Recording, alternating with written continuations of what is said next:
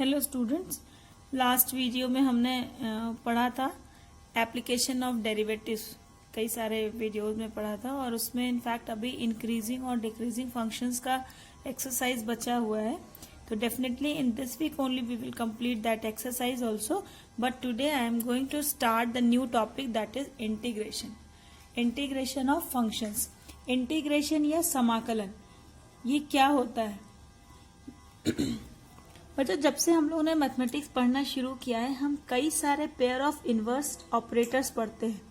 Pair of inverse operators. Pair of inverse operators का क्या मतलब होता है कि हमने ऑपरेटर्स जैसे बेसिक अर्थमेटिक में ऑपरेटर्स आपने पढ़ा है, एडिशन, सब्ट्रैक्शन, मल्टीप्लिकेशन, डिवीजन, या सेट थ्योरी में यूनियन, इंटरसेक्शन और complement, difference of two sets, these are called the operations. Calculus में आपने अभी तक डिफरेंशिएशन पढ़ा है। तो ये पेयर ऑफ इनवर्स ऑपरेटर मतलब एक ऑपरेटर दूसरे का रिवर्स हो। और कोई भी टूल, कोई भी मैथमेटिकल टूल तभी अच्छा माना जाता है जब हम उसका रिवर्स भी निकाल पाए। मतलब ऑपरेट करके अगर आप किसी आंसर पे पहुंच रहे हैं तो आपके पास एक ऐसा ऑपरेटर हो जिससे आप इनिशियल पे भी फिर से पहुंच पाए। जैसे आप किसी नंबर का लॉग लेते हैं तो उसका रिवर्स आप एंटी लॉग भी ले सकते हैं, है ना। ऐसे ही एडिशन होता है। एडिशन का इनवर्स क्या होता है? सब्ट्रैक्शन, है ना। बताया जाता है कि इक्वल के एक तरफ से दूसरी तरफ जाने पर एडिशन सब्ट्रैक्शन बन जाता है, सब्ट्रैक्शन एडिशन बन जाता है। जैसे छोटे बच्चों को पढ़ाया जाता है कि अगर 7 + x इज इक्वल टू 10 लिखा है तो यहाँ 7 से x प्लस करने पर 10 मिल रहा है, मतलब 10 में से 7 माइनस करने पर x मिल जाएगा, है ना। तो it implies x is equal to 10 - 7 is equal to 3। तो एडिशन जो है वो इसका इनवर्स है, इनवर्स फंक्शन है, या सब्ट्रैक्शन का इनवर्स फंक्शन एडिशन है। ऐसे ही मल्टीप्लिकेशन का इनवर्स फंक्शन क्या होता है? डिवीजन, है ना। डिवीजन अगर आपको कहा जाए कि 81 और 80 divided by x is equal to 10, इसका मतलब क्या हुआ कि 80 divided by x is equal to 10, मतलब 80 divided by 10 is equal to 80 upon 10 is equal to x, क्योंकि 80 अपॉन x है और ये इधर जाएगा और जो मल्टीप्लिकेशन में है वो डिवीजन में आ जाएगा। तो मल्टीप्लिकेशन और डिवीजन एक दूसरे के इनवर्स ऑपरेशन होते हैं। ऐसे ही अगर आपको इक्वेशन दिया है, इक्वेशन इज गिवन, और तो उससे आप क्या निकाल सकते हैं? रूट्स ऑफ द इक्वेशन, उसको सॉल्व करके, है ना, रूट ऑफ द इक्वेशन निकाल सकते हैं। लेकिन अगर रूट ऑफ द इक्वेशन दिया है तो उससे आप इक्वेशन भी निकाल सकते हैं, है ना। जैसे ax² plus bx plus c is equal to 0 था। इसको सॉल्व करने पे सपोज करो तुम्हें अल्फा और बीटा दो रूट्स मिले, हाँ। लेकिन अगर अल्फा और बीटा की वैल्यू दी गई है तो तुम x² minus alpha plus beta into x plus alpha into beta is equal to 0 से वापस आप इस समीकरण को निकाल सकते हैं। तो ये भी दोनों इनवर्स हुए कि इक्वेशन से रूट निकालना, और इसका इनवर्स क्या हुआ? रूट से इक्वेशन निकालना। तो ऐसे ही डेरिवेटिव से डिफरेंशिएशन का जो रिवर्स ऑपरेटर होता है, उसे हम कहते हैं इंटीग्रेशन। ठीक है, मतलब अगर डिफरेंशिएशन पता है आपको तो डिफरेंशिएशन को रिवर्स कर दें तो हमें जो मिलेगा वो इंटीग्रेशन होगा। तो डिफरेंशिएशन को रिवर्स करने पर क्या मिलेगा? आप कैसे पहुंचते डिफरेंशिएशन पे? आपके पास फंक्शन दिया होता है fx, ठीक है। fx का जब आप डिफरेंशिएशन करते हैं, d/dx करते हैं, तो आपको मिलता है f'(x). अब अगर ये हो गया आप डिफरेंशिएशन जब करते हैं, लेकिन जब आप f'(x) को ऑपरेट करें और आप कहाँ पहुंच जाएं, fx पे, तो इसे हम कहते हैं इंटीग्रेशन या एंटी डेरिवेटिव। ठीक है, तो एंटी डेरिवेटिव एक्चुअली क्या होता है, वो फंक्शन जिसका डिफरेंशिएशन आपने किया था, एफ डैश एक्स मिला था आपको। ठीक है, तो from a given function if we have been given the derivative of the question of that function, that the function is called the antiderivative और integration। ठीक है, अगर किसी फंक्शन का डिफरेंशिएशन हमें दिया है तो उस वो जो फंक्शन है वो फंक्शन उसका रिवर्स होता है और उसे हम इंटीग्रेशन या एंटी डेरिवेटिव कहते हैं। अब जैसे एक एग्जाम्पल हम लेते हैं कि अगर f x is equal to x to the power 4 दिया है तो एफ डैश एक्स की वैल्यू कितनी हो जाएगी, f dash x is equal to 4x cube. हाँ, तो 4x क्यूब हुआ। अब ये जो फंक्शन 4x क्यूब, अब ये जो डिफरेंशिएशन है ना 4x क्यूब, इसका इंटीग्रेशन होगा दिस फंक्शन। ठीक है, इंटीग्रेशन की ये साइन होती है, इस तरह से इंटीग्रेशन की साइन होती है, यानी integration of 4x cube dx is equal to x to the power 4। ठीक है, d by dx of x to the power 4 is equal to 4x cube and integration of 4x cube dx is equal to x to the power 4।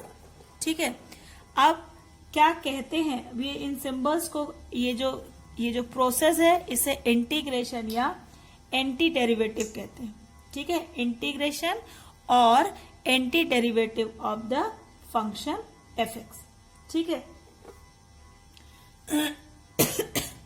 ये जो function F x होता है जिसका हम integration कर रहे हैं उसे हम कहते हैं इंटीग्रेंड। ठीक है, this function F x is called integrand, जिसका इंटीग्रेशन हो रहा है। ठीक है, एक्स इज कॉल्ड, ये जो वेरिएबल है x is called variable of integration and dx is the operator of integration. ठीक है, F x d x is called F x d x, इसको हम कंप्लीटली कहते हैं एलिमेंट ऑफ इंटीग्रेशन। ठीक है, तो डिफरेंशिएशन का रिवर्स प्रोसेस क्या होता है, इंटीग्रेशन। डिफरेंशिएशन मतलब होता है कि आप किसी फंक्शन को इनफाइनाइट स्मॉल पार्ट्स में डिवाइड करके इतने छोटे छोटे पार्ट्स में डिवाइड करें कि वो पार्ट्स आइडेंटिकल हो जाए, जिससे कि अगर हम किसी एक पार्ट की स्टडी कर लें तो हम पूरे फंक्शन की प्रॉपर्टीज को आराम से डिफाइन कर पाए। तो आप इसको इस तरह समझिए कि इन्हीं पार्ट्स को अगर रिवर्स में हम जोड़ के पूरा फंक्शन बना दें then it is called the integration. ठीक है, to find the derivative of a function is called the differentiation, and from that derivative if we can find the function then it is called the integration। अब एक question ये rise होता है कि क्या 4x cube का जो function है अगर f dash x is equal to 4x cube है तो क्या जरूरी है कि fx is equal to x to the power 4 ही हो। अगर f x is equal to x to the power 4 plus 3 होता तब भी तो एफ डैश एक्स की वैल्यू 4x क्यूब के बराबर ही होती, क्योंकि 4x क्यूब और 3 का डिफरेंशिएशन 0 हो जाता। अगर एफ एक्स की value x to the power 4 plus 5 pi by 2 होती तब भी तो एफ डैश एक्स की वैल्यू 4x क्यूब ही होता, है ना।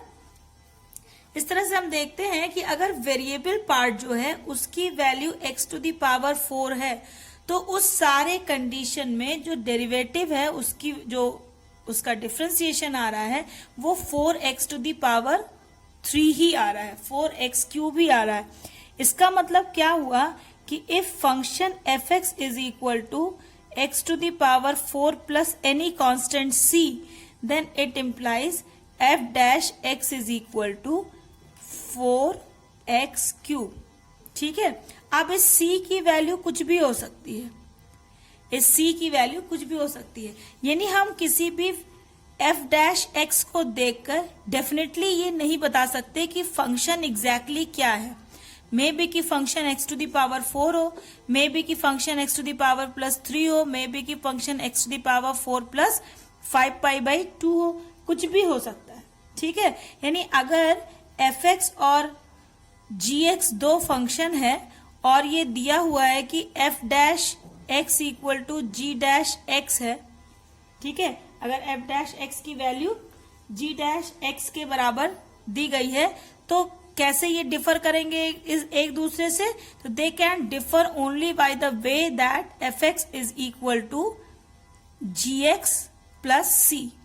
ठीक है, मतलब उसका वेरिएबल पार्ट जो है वो सेम ही होगा। ये हो सकता है कि उसमें कुछ कांस्टेंट टर्म जो है बढ़ता चला जा रहा हो। इसीलिए चूंकि हम डेफिनेट नहीं रहते हैं फंक्शन के बारे में, इसीलिए इस इंटीग्रेशन को हम कहते हैं indefinite integration. Indefinite integration.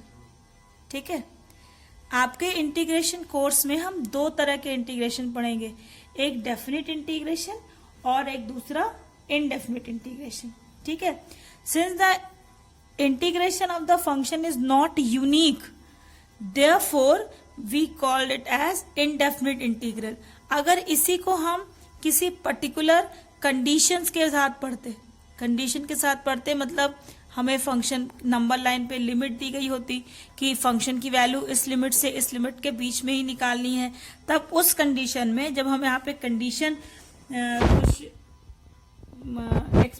Impose कर देते तब हम उसे कहते डेफिनेट इंटीग्रल, और तब हमारे पास हमें डेफिनेट फंक्शन मिलता। लेकिन चूंकि अभी हमारे पास डेफिनेट फंक्शन नहीं है, इसलिए हम इसे कहते हैं इनडेफिनेट इंटीग्रेशन। तो हम स्टार्ट करेंगे इनडेफिनेट इंटीग्रेशन से। आई होप कि आपको इंटीग्रेशन समझ में आ गया होगा। Integration is nothing but the reverse process of differentiation। integration is nothing but the reverse operator of differentiation। अवकलन का जो प्रतिलोम फंक्शन ऑपरेटर है, इनवर्स ऑपरेटर है, उसी को हम समाकलन कहते हैं। किसी फंक्शन का डिफरेंशिएशन करते हैं तो हमें उसका डेरिवेटिव मिलता है, और डेरिवेटिव को रिवर्स में इंटीग्रेट करने पर जो हमें फंक्शन मिलता है उसी को हम उसका क्या कहते हैं, इंटीग्रल या एंटी डेरिवेटिव कहते हैं। ठीक है, तो ये ध्यान रखिएगा कि अगर d/dx of fx is equal to f dash x plus c है, तो integration of fx dx is equal to ये फंक्शन fx प्लस c होगा, where c is called the integration constant और arbitrary constant। ठीक है, अब हम indefinite integral definite integration का दो तरह से हम इस्तेमाल करते हैं। एक कि अगर डेरिवेटिव दिया हुआ है तो डेरिवेटिव से हम फंक्शन निकाल लें, एक इसमें हम इस्तेमाल करते हैं, और दूसरा यूज जो हम इसका करते हैं इंटीग्रेशन का, वो बाउंडेड रीजन्स को निकालने में। तो first use of integration is to find the function, फलन का मान निकालने में, इफ डेरिवेटिव इज गिवन। ठीक है, अगर डेरिवेटिव दिया हुआ है तो फंक्शन की वैल्यू निकालने में पहला जो इसका यूज करते हैं, और दूसरा करते हैं finding the area of bounded reason. Finding the area of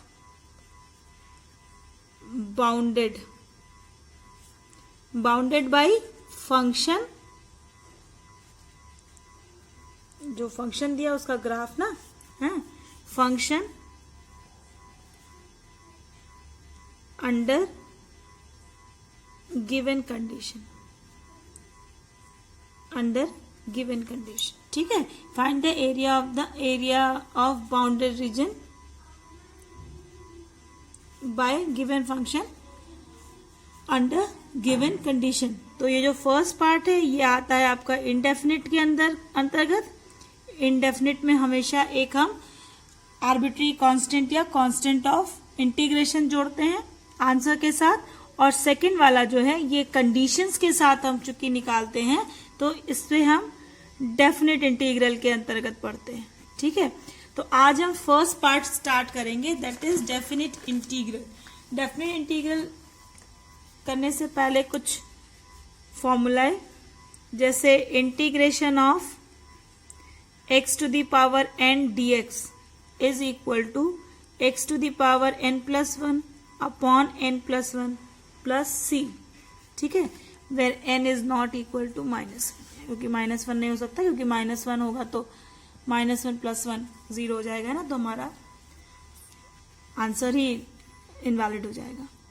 कैसे पता कि ये होगा? अगर x to the power n dx मतलब x to the power n का integration x to the power n plus 1 upon n plus 1 है, इसका मतलब क्या हुआ कि इसका differentiation x to the power n के बराबर होना चाहिए। तो देखते हैं निकाल के क्या होता है। तो d by d x of x to the power n plus 1 upon n plus 1 is equal to n plus 1 is constant, तो 1 अपॉन n प्लस 1 बाहर आ जाएगा। d by d x of x to the power n plus 1 it is equal to 1 upon n plus 1, और d by d x of x to the power n plus 1 कितना हो जाएगा? n plus 1 into x to the power n plus 1 minus 1, cut गया, plus 1 से minus 1 cut गया, it is equal to x to the power n आ गया। x to the power n का integration करने पर x to the power n plus 1 upon n plus 1 मिलता है, और x to the power n plus 1 upon n plus 1 का differentiation करने पर x to the power n मिलता है, ठीक है। सो अब अगर लिखा है इंटीग्रेशन ऑफ dx, है ना, इंटीग्रेशन ऑफ dx मतलब इंटीग्रेशन ऑफ 1 इंटू dx लिख सकते हैं। तो इट इज इक्वल टू 1 को लिख सकते हैं x to the power 0 dx, differentiation constant का 0 हो जाता था, यहाँ पे हम इंटीग्रेशन निकाल के देखते हैं कि 1 है कांस्टेंट, बाकी कोई कांस्टेंट होगा तो वो बाहर आ जाएगा बिना किसी इफेक्ट के, लेकिन dx मतलब 1 इंटू डी एक्स, तो x to the power 0 dx it is equal to, अभी हमने फॉर्मूला पढ़ा x to the power n dx equal to x to the power n plus 1 upon n plus 1, तो ये कितना हो जाएगा? x to the power 0 plus 1 upon 0 plus 1 it is equal to x to the power 1 upon 1 it is equal to x. So integration of dx is equal to x, या x plus c actually, है ना, indefinite में हमेशा हम c जोड़ेंगे, ठीक है। d by d x of log x कितना होता था? 1 by x. d by d x of log x is equal to 1 होता था ना, तो it means integration is of 1 upon x dx is equal to log x plus c। d by d x of sine x is equal to cos x, इसका मतलब क्या हुआ? Integration of cos x dx is equal to sine x। d by d x of cos x is equal to minus sin x. It implies integration of sin x dx is equal to minus cos x. और आपको जितने भी ऐसे याद आ रहे हैं, d by d x of 10x, अगर आपने फॉर्मूला याद किया है डिफ्रेंसिएशन में, तो इंटीग्रेशन में आपको फिर से फॉर्मूला याद करने की जरूरत नहीं है। d by d x of 10x कितना होता है?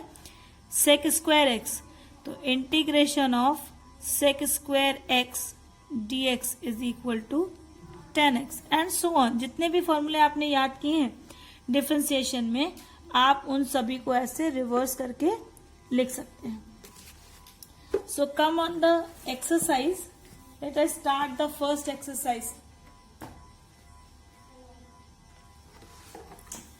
फर्स्ट एक्सरसाइज स्टार्ट करते हैं, that is 7.1 from NCERT, exercise 7.1. Today we started the second book, in fact.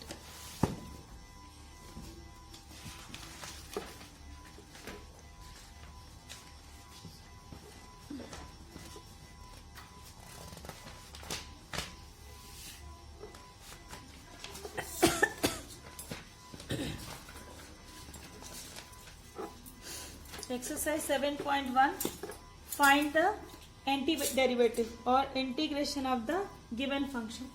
पहला क्वेश्चन दिया हुआ है इंटीग्रेशन ऑफ sin 2x।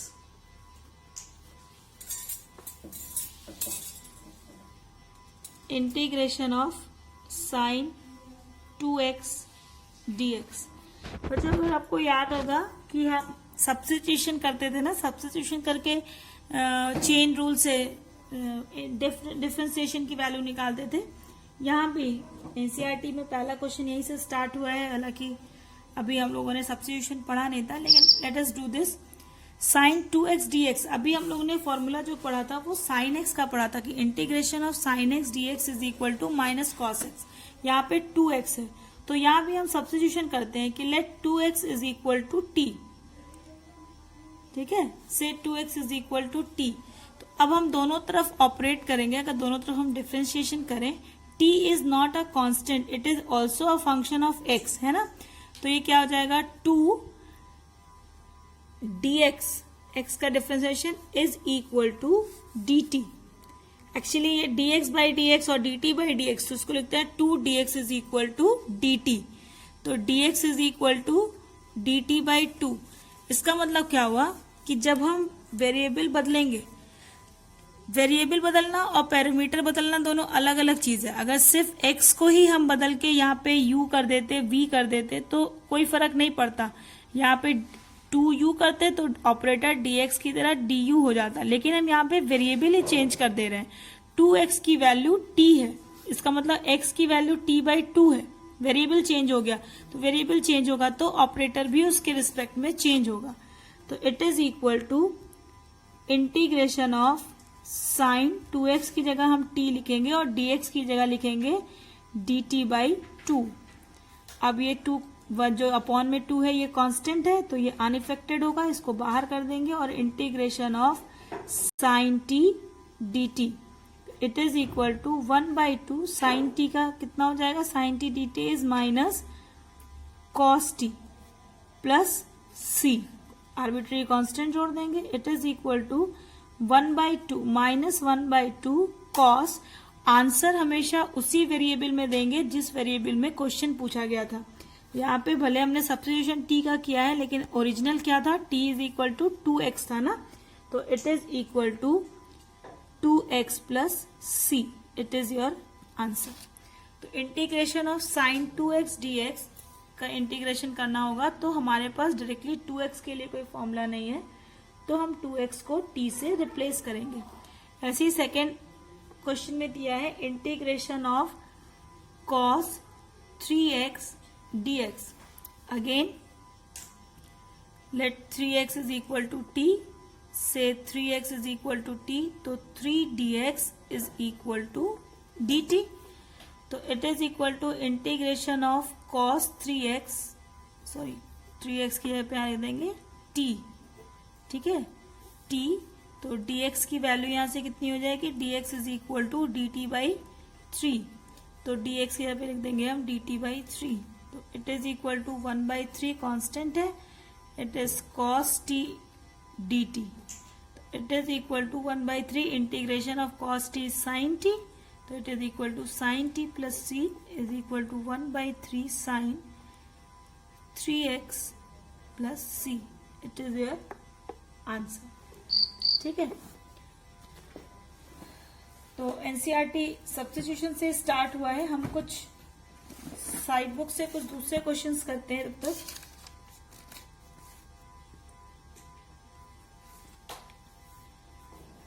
एक एग्जाम्पल लेते हैं जो साइड बुक है मेरी, उसमें से कि integration of x to the power 99 dx, so it is equal to x to the power n dx। Formula क्या होता है, x to the power n plus 1 upon n plus 1, so x to the power 99 plus 1 upon 99 plus 1 plus c, so it is equal to x to the power 100 upon 100 plus c। इसका मतलब क्या हुआ, इसका interpretation क्या हुआ कि कोई function जिसकी value 1/100 x to the power 100 plus any constant होगा, उसका डिफरेंशिएशन कितना होगा, उसका डिफरेंशिएशन होगा x टू द पावर 99। या जैसे लिखा हुआ था, एक एग्जांपल दिया है कि 1 upon x to the power 7/2 dx, तो it is equal to integration, ये ऊपर ले जाएंगे तो x to the power -7/2 dx, तो it is equal to x to the power -7/2 plus 1 upon -7/2 plus 1 plus c, it is equal to x to the power, इसको solve करेंगे तो ये आएगा -5/2 अपॉन -5/2 प्लस c, ये ऊपर चला जाएगा तो -2/5 x to the power 5/2 plus c, it is your answer। ठीक है, so integration of cube root of x dx, तो क्यूब रूट मतलब क्या हुआ कि integration it is equal to integration of x to the power 1/3 dx, so it is equal to x to the power 1/3 plus 1 upon 1/3 plus 1 plus c, it is equal to x to the power 4/3 upon 4/3 plus c, it is equal to 3/4 x to the power 4/3 plus c, it is your answer। So in this way you can solve।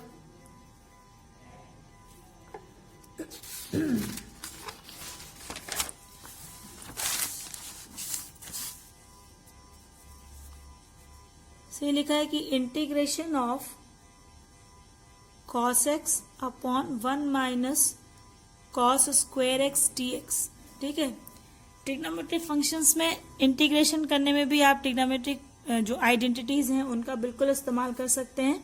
So it is equal to integration of cos x upon 1 minus cos square x is sin square x dx, so it is equal to integration of sine square x मतलब sine x into sine x, तो इसको हम ऐसे लिख सकते हैं 1 upon sine x into cos x upon sine x d x, तो it is equal to integration 1 upon sine x is cosec x into cos x upon sine x is cot x d x.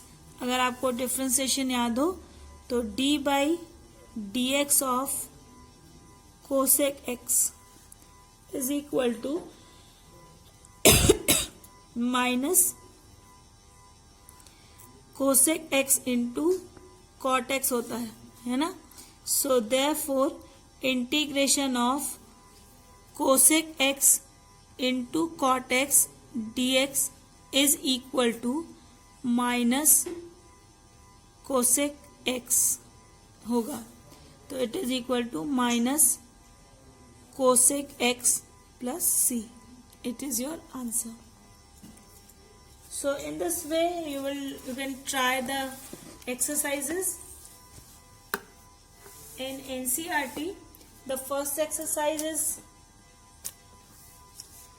containing that directly formula and the substitution